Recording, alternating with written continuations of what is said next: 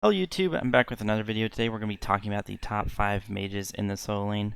I haven't uploaded the past few days because I just got to Atlanta and we were supposed to be starting SPL this upcoming weekend, so I was kind of focusing on at least the beginning of the season and taking care of stuff around our new house and just overall just being generally busy. But if you didn't already see the news, I'll put a link in the description. SPL is actually getting delayed 3 weeks minimum because of the coronavirus outbreak, so I will not be playing in the SPL for at least another 3 weeks, starting at least this weekend. And yeah, that means I'm going to be trying to make a lot more content and trying to do some stuff because I've been playing a lot of Season 7, been scrimming in a lot of Season 7. So I've actually got a lot more information and kind of got a better grasp of the meta and everything like that. So that's why I'm making a video today about the top 5 mages. I wanted to make that anyway, and I'll probably do a top 5 assassins one as well. Yeah, I'm planning on doing a lot of like content, making videos throughout the season, but it's just at the beginning of the season, it's always a little hectic. So yeah, getting into this video, coming in at number 5, I'm gonna be throwing Hell. So I like Hell. I think Hell's a pretty good character, but she suffers early game. Her early game struggles a lot. She can get ganked pretty early and then put behind, and she kind of wants a few damage items in her build just because she scales really well, and her heals scale off of her power as well. So it's a little bit rough to actually try and get out of the laning phase and everything with that. But if you can do it, I would actually put her probably higher on the list if you could get out of it pretty consistently. But the build I like to start on her right now is Tier 2 Cronus Pendant, just because it's kind of what you're seeing in mid lane. Get 60 power, which is just a ton of power early game, and 15 MP5, which is really important for Hell, because she uses her ability so much and runs out of mana very quickly. The Tier 2 Chronos Pendant, it's a bit of a greedy start for solo lane, but I think if you're going to play Hell, you might as well try and be greedy, and you can actually make use of this 60 power in the laning phase. A lot of people won't suspect like all the damage that you do with the 60 power plus Hell's early game having 3 damaging abilities. And she's like level 2. Moving on, you're just going to be going into cooldown boots. I actually like to finish my Chronos Pendant. You don't need a Chalice on Hell, obviously. You have so much sustain that you don't need that. And then you work on your other items. I like going into Lotus Crown. It's cheap, really cost effective, and it'll make you pretty tanky and also help you transition into those team fights where you're going to be helping out your team. I still like going Genjis. Yes, you'll have full CDR when you have your blue buff, but I really like the MP5 on this, plus the passive. Those are really what you're buying it for, and obviously the ton of magical defense that you have. If they don't have a lot of mages, then you don't have to worry about going magical defense here, but usually Genji's card is really nice because with all these items, you'll never run out of mana, and that's really what you want on Hell. As long as you never go in the team fights, then you're going to be doing your job. So you're going to be going that into Asclepius. Part of Asclepius, just increase your own healing, increase your team's healing if there's anybody else. It's also just a good item, it gives you movement speed, a little bit of health. Perfect for Hell. And like I said, you want to be a little bit more greedy. You don't want to type in Hell, you want to type in Rod. You want to be a little bit more greedy with Hell. And Rod Tahiti is amazing on healers because, one, it works on your teammates. So if your teammates are below 50% health, they're actually getting 25% more healing. So combined with Rod of Asclepius, you're going to heal people up very quickly when they're below 50% health. And obviously, since her scaling is so good, you're going to be doing a lot of damage with this build. You also have Prot Shred on your 2, so you don't really need a lot of pen as Hell. Like, you don't need to really build a lot of pen. And you're really building your power for your heals and keeping your team like that. So that's where all the power is coming from. So this is my build on Hell. If you're not comfortable going this route, you can always just go Warrior's Blessing. Just feel like you can't get out of the laning phase, you can go that. Go cooldown boots into Lotus Crown, into Genjis. This way you have defense early, so that maybe you're not too comfortable with playing Hell. If you feel like you're getting ganked a lot, or maybe they just have really good comp into your god. Feel like they're going to camp you. Then you can just kind of do the reverse, go the defense items early, and then go the Chronos Pendant later on, so that you're really, really strong in the team fights and a little bit safer in the laning phase. So that's how I build Hell.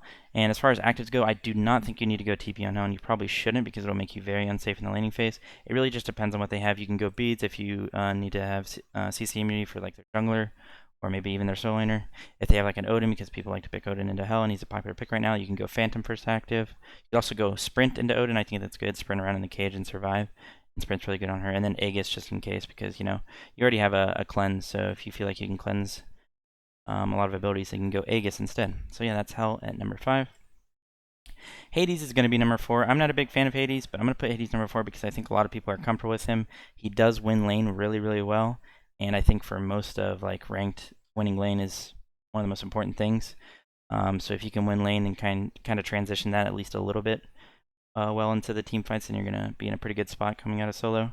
That's why I'll put Hades at number 4. The main problem with Hades, in my opinion, is that he can be kind of useless in team fights, and he's very easy to kind of focus down, or at least ignore sometimes.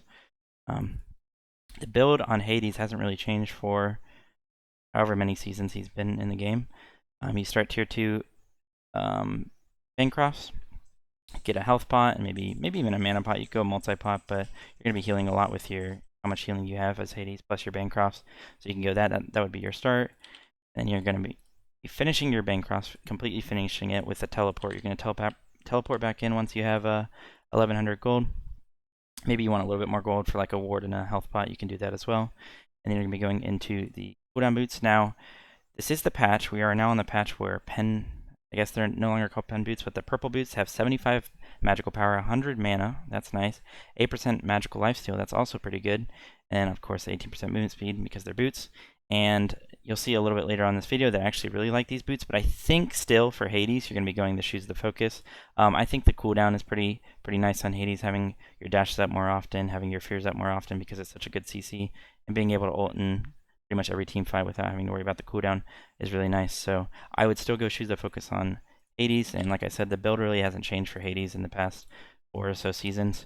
You're still going to be going this. Now, Voidstone is a little bit different now. It's going to be percent pen. I still like it though because the base stat's really nice. It's still pretty cheap for 2250, and the passive actually works out pretty well. You don't really need a lot of flat pen to do a ton of damage as these characters because you're buying a lot of power, and usually that will carry you. So Voidstone I still think is really nice, and you're also going to be in the middle of everyone, so you're going to be using that passive on everyone, not just their carries who maybe it's not most effective against, but also their tanks. They're going to be getting their magical protections reduced by 10%, which is a lot. You can also look to mess around with Stone of Binding. Stone of Binding is still really a good item, and I actually buy this in a lot of games. It's a really good power spike item, and sometimes there's this awkwardness where you have boots and you don't have enough gold for a full item, and you kind of want to get back to lane with something like at least something that's like gonna help you outpoke them or be tanky. And Stone of Binding is really good for that because it's only 1700 gold, so that's an item that you can look to go and mess around with. And then I like to go a little bit more damage just because you get so many prots from Hades ult. You can go Soul Reaver or Ethereal here. I kind of like Soul Reaver a little bit more just because it has a percent pen on it, and it's a little bit more damage because my last item is going to be Mantle most of the time. So this is a pretty standard build on Hades. You can also mess around with going, if they have a lot of, people are building a lot of crit right now. I think you're going to see it fall off a little bit just because of how good Spectral is, but if people are building crit in your games, definitely go Spectral. Spectrals are really good for that. And also a lot of times you're building Thorns on Hades, so you could, instead of going Spectral, you could go Thorns plus Nemean. That's going to really counter them, plus they're not going to be able to turn on you and your ult at all. If you Thorns during your ult, you're going to reflect so much damage and be really useful. And this is also the patch where Blink is nerfed, but I still think Blink is going to be really good on those engage gods that bought it before. Nobody's going to stop buying it for the most part, I feel like. So you're going to be going Blink in that scenario. And then the only other thing I could say is if you really need a pure magical defense item, I like Stone of Foul, but it doesn't really make too much sense on soul laners. Just because you're not usually going to be near somebody that has a lot of magical protections, and because you're going to be diving their backline with probably your jungler for the most part. But the only exception to this is if you're playing a mage that's going to be sticking near your carry, so your support might be nearby as well. Sometimes he'll be diving instead of you, so that's the only exception as well. So it's a little bit convoluted, but it is an option you can look to go at. But if you really just need a pure magical defense item, then I would go into this tree and buy one of these items depending on what you need for the game. All of them are pretty good. If you need anti-heal, Pestilence is good. Talisman Energy to stick around your team and the movement speed. Everything's good here, especially Bulwark of Hope. I think Bulwark of Hope is probably the single best like survival item as a magical protection, but Oni Hunter's Garb is good as well. So if you need one of those, all of them are pretty viable. Just kind of depends on the game. So that's Hades at number 4. Coming in at number 3, who is it? Oh, I didn't have it. I don't have a list for it. I had it before. Oh, it's Chongha, sorry. Chongha at did I say number 4 or number 3? Whatever I said, it's number 3. Zhang still pretty good. He's fallen off a little bit just because of all his nerfs, but he's still a pretty good god, and he's still going to be really obnoxious and one of the best gods at diving the backline come late game, especially because he's a magical, and if you're diving with a jungler who's a physical, it's really hard for them to deal with, especially if they're trying to build defense for you. So this would be your start. You'd obviously not be going full boots. You're probably just going tier 1. You can get away with going that just because Zhang has a lot of pressure early on. You could also get away with going just the tier 1 of Pythags. This is going to take you a little bit longer to get to just because it's more expensive. So it's going to be harder to TP back in with full boots. But you can go that and just try and greed that start. If you're going to do that, then you'd be rushing Pythags here. So you'd go Pythags into purple boots. I think purple boots are good now. Problem with this is you're not going to have CDR, but you will have 10% for your blue buff and you'll be fine. Plus, you can always just go into breastplate. Voidstone, like I talked about before. Stone of Binding is still an option. Definitely, Stone of Binding is still an option. Even on Zhang he procs it with his 1, he procs it with his 3, so it's very good on him. And then you can go into Ethereal. Gem of ISO is an option as well, just because you can proc it so easily. You have 4 damaging abilities, and your ult is really good with it, but I really like Ethereal for the tankiness and just overall damage that it provides. A little bit more damage than Gem of ISO. And then you'd be going into the last item, single best defense item in the game for the most part. It's really, really helpful in the late game. So this is your pretty standard build on Zhang Kui. You're going Blink almost always. It allows you to engage on the backline, and that's your one job. That is what you want to be doing. You do not want to be surviving as Zhang Kui. You want to get in there and basically kamikaze their backline and get as much damage off as possible. And if you're really comfortable on it and you do it right, you may be getting kills, getting their actives, getting them really low, and then dying, or maybe you don't even die. Sometimes that's how strong Zhang Kui can be. So this would be your build. And just like I said before, if they're building crit, look for a Spectral. Really all there is to it. These are my 2 actives pretty much every game. Teleport is amazing for winning the lane and keeping up pressure. So that's Shang-Kui at number 3, and then at number 2 is Chongha. Chongha is pretty unique in solo lane just because she has a rabbit for buying items, so she doesn't need teleport. So usually what you want to be going is meditation for the mana and sustain in lane. It can be pretty obnoxious for the enemy solo to deal with, and a lot of times you can look for med baits by people thinking you're out of mana, then you use your med, and then you can use all your abilities again. But if you're not too comfortable with med, or if you're like you're going to get camped pretty hard and need CC immunity, beads is an option. Go Aegis if you really feel like you need that, and Sprint if they're going to try and run you down, and Sprint's going to also allow you to play aggressive because you can sprint towards people or sprint away. But for the most part, I always go Meditation. And for the most part, I go Warrior's Blessing, and then I rush cooldown boots. You can buy the cooldown boots while you're in lane, of course. That's really cool. I don't think you need the pen boots or purple boots on Chongha, just because you have the healing on your 3. Your 2 doesn't do any damage, so you're not going to lifesteal from that. And I think cooldown plus a little bit more mana is a lot better on healers for the most part. So cooldown boots on Chongha. You can also go Mage's Blessing here if you're really comfortable with Chongha, or maybe you're playing against a god that's not going to pressure you too hard. But keep in mind that people might try and gank you because you don't have the Warrior's Blessing. But Mage's Blessing is definitely an option. And I often like to go that just because it allows you to get a little bit more pressure because of your early clear is a lot better. Pretty similar to how you're going to be going Lotus Crown into Genji's.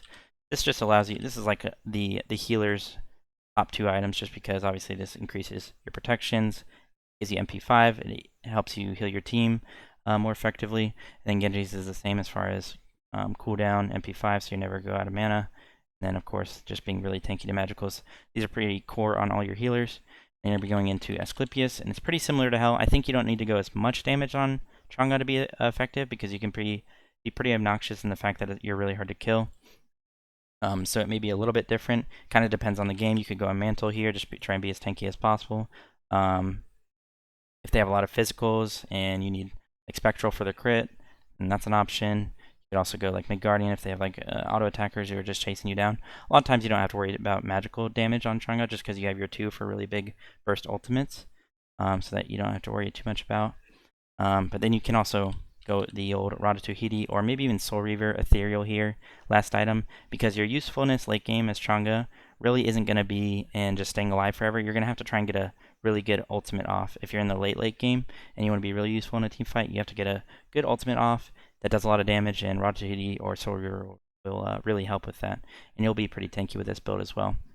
Your second relic should be an item or a relic that helps you peel for your backline, because with Chongha you're usually going to be sticking with your backline, so Shell is a really good option. So is Sprint if you didn't go that before. So Sprint Med's good, Sprint or Med Shell is good. Shell is really good right now, and if you upgrade it, it's gonna be even better. So that's really good for sticking with your backline, peeling for them, and trying to keep them alive. That would be Chongha at number 2. And before we go into number 1, I'm gonna give a quick honorable mention to Raijin. I think Raijin actually can be viable in solo, and I think he's really fun to play. It's just a quick build for him. I'm not going to go too in-depth with him just because I think he is just a little bit off meta. This is usually my build on the old Raijin solo just because he's fun to play. That would be something like this. You have a lot of flat pen in this build, a little bit of percent pen through Voidstone, and you're just so obnoxious because of Raijin passive. Your CDs are insane, and you have cooldown in this build, 20% from Breastplate, 10% from Blue Buff, and then late game you're going to have 40% with a 500 pot, and then you get 50%, I guess, but we don't care about overcapping here. Now, do we? But yeah, this is a really obnoxious build. You're going to have cooldowns up all the time, and you're going to just be spamming people with Gem of ISO, proccing your Stone of Binding with your Gem of ISO, because if you didn't know, Gem of ISO procs Stone of Binding. And then, of course, it'd just be like a teleport. And then you can go something more greedy here just because you have the your 3 to initiate and your tanky. You can go something like Beads, you can go something like Sprint, whatever you really need for the game. Just kind of depends, very situational like most builds are. So, Raijin at the honorable mention. And then coming in at number 1, you might have guessed it, but it's Baron.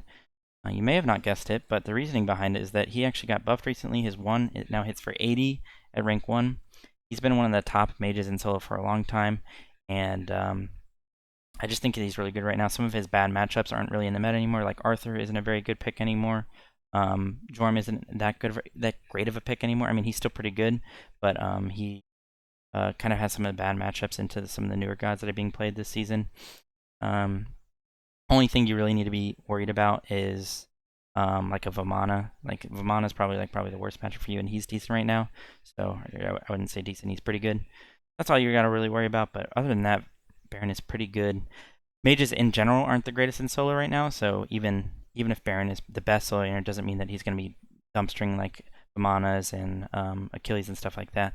But the one thing I will say is that Baron has a really good matchup into Osiris, because Osiris can't avoid his root without ulting out. Like, he'll get hit by the root 2-1 combo every single time unless he ults out. And then if he ults out, then you'll have your ultimate to suck him into tower and stuff like that. So really good matchup in my opinion.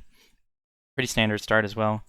Only difference I'd say is I like going the purple boots now on Baron. The little bit of lifesteal is actually really nice on him, and the extra power for the early game allows you to pressure out some warriors as Baron, which is really, really nice.